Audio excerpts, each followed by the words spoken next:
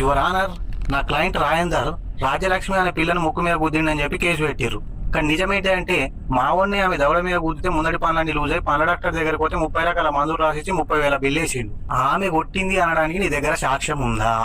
నేనే సార్. నువ్వు గాడేం చేస్తున్నావయ్యా? చెప్తా సార్, మంచిగా నూరి. ఆ రోజు నాకు ఇంకా గుర్తుంది, బుధవారం. నేను సబ్బు కలర్ రంగేసుకొని 2 జేబులు ఉంటాయి దానికి, పల్సర్ బండి మీద పోతున్నా. పోంగా పోంగా పోంగా రోడ్డు మీద మొత్తం స్కూల్ పోరాల లైన్ ఉంది, జెండా వందరం కావచ్చు. పోరాలు అంటే నాకు నచ్చదు కదా సార్. నడిమిటకెళ్ళి పోయి లైన్ అంతా సిక్కు చేసిన. సరే సార్. అట్టనే పోంగా పోంగా పోంగా మధ్యలో బేకరీ కనబడ్డది. ఇలా సోమవారం మా ఇంట్లో కౌసున్నాడది, అయినా సరే ఒక సువర్ణ ఆర్డర్ పెట్టిన. వాళ్ళిద్దరు ఆనే ఉన్నారు, రాజలక్ష్మి రాజేందరు. రా కలిసినాయని చెప్పి మా ఊరు ఆ పిల్ల దగ్గరికి పోయి ఐ లవ్ యూ చెప్పిండు. గంతే. పిడికిలి వట్టి దవడ మీద గుదితే అని తుప్పిళ్ళు వచ్చి నా సువర్ణ మీద పడ్డాయి. చలో 100 రూపాయలు పెట్టి కొన్న సువర్ణ పడేస్తే ఏమత్తాయని చెప్పి ఆనికే తినిపించి ఆటోలో కూర్చొని పెట్టి పంపించిన. మొత్తం అర్థమైంది. కానీ ఈ సువర్ణ ఏంది భయ్యా? సువర్ణ సార్, తెల్ల రొట్టెల సగం ఉడికిన చికెన్ పెట్టి మధ్యలో పచ్చి టమాటాలు పాలకూర పెట్టి మీదికెళ్ళి తెల్ల సాసు ఎర్ర సాసు పోసి గరం చేసి ఇస్తారు. ఏమన్నా ఉంటా సార్ టేస్ట్? 100 రూపాయలే.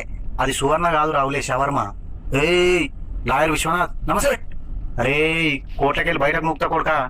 యువర్ ఆనర్, నా క్లయింట్ రాజేందర్